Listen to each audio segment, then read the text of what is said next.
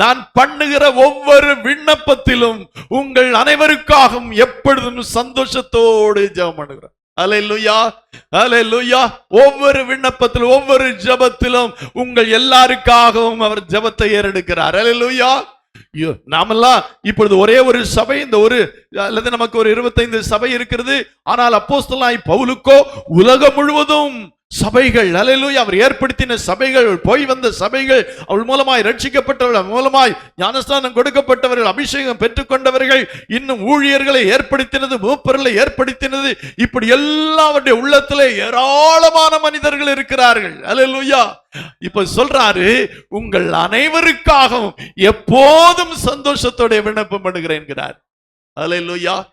அருமையான தேவனுடைய பிள்ளையே, உங்களுக்காக உங்க தேவ ஊழியர் என்ன செய்கிறார்? உங்களுக்காக விண்ணப்பம் பண்ணி கொண்டிருக்கிறார் என்றால் அது மிகவும் பலனுள்ளது.